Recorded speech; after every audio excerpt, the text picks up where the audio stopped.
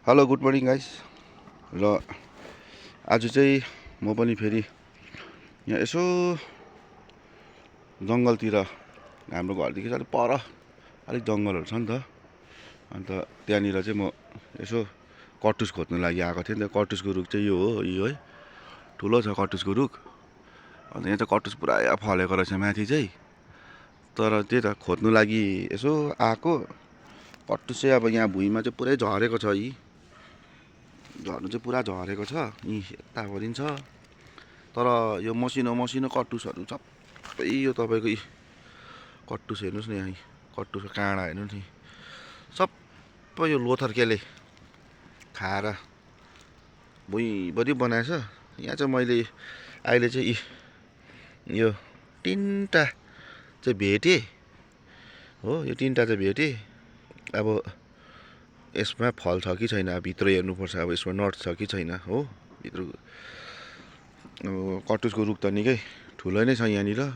फल्नु चाहिँ टुप्पा टुप्पामा पुरा फलेको छ हो। अन्त आज चाहिँ अब हेरेको कस्तो छ। म त्यही त खोज्दैछु यहाँनिर हो, जङ्गलमा एक्लै आएको। अन्त यहाँ त अलिक जङ्गली जन्तुहरू पनि अलिक लुकेर बस्ने जग्गाहरू छ यहाँ परतिर हो। अन्त त्यसले गर्दाखेरि आउनु त एक्लै आएको छु।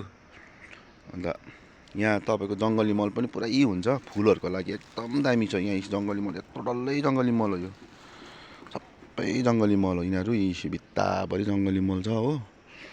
अब एकछिन खोज्छु, पायो भने ठिकै छ, पाएन भने चाहिँ त्यहाँबाट चाहिँ जान्छु, घर जान्छु। अब यो यसमा यता बेसी बस्नु नि हुँदैन हो।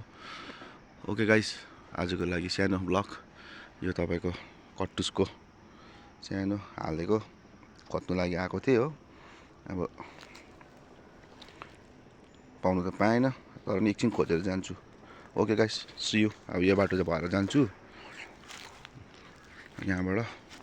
अन्त त्यसले गर्दा रुख चाहिँ यही हो कटुसको, एकदम ठुलो छ रुख चाहिँ कि माथि टुप्पामा चाहिँ पुरै पऱ्यो। अब रुखमा चढ्नु सक्दैन।